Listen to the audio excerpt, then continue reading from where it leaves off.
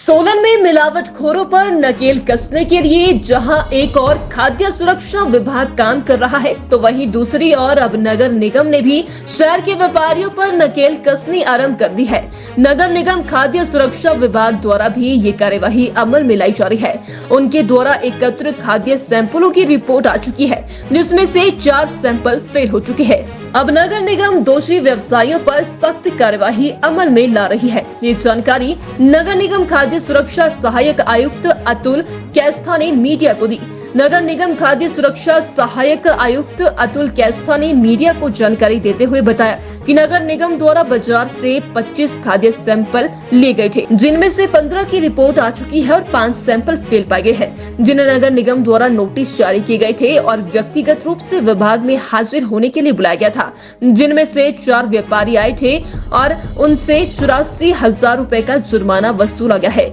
उन्होंने बताया कि ये सैंपल शक्कर के थे, जो सब स्टैंडर्ड और मिस ब्रांडेड भी पाए गए हैं, जिसमें रंग की मिलावट भी पाई गई थी। जो भी food safety and standard act 2006 इसके रूल्स और रेगुलेशन के तहत जो खाद्य पदार्थों के सैंपल लिए जाते हैं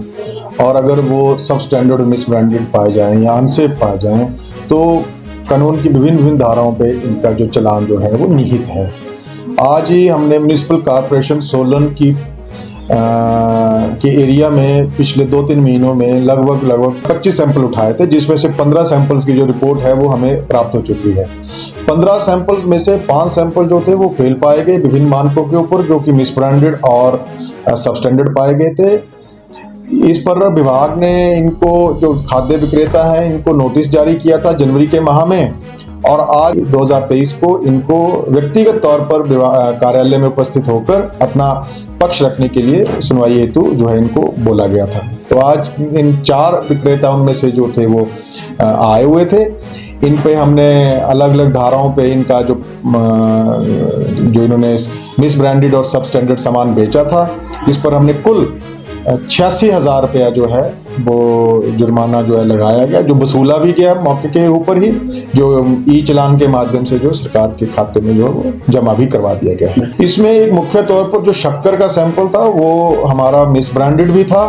और वो सब स्टैंडर्ड भी था, क्योंकि उसमें जो रंग की मिलावट की हुई थी तथा पैकिंग के दौरान भी उसमें विभिन्न प्रकार के मानक लेवलिंग के नहीं लिखे थे।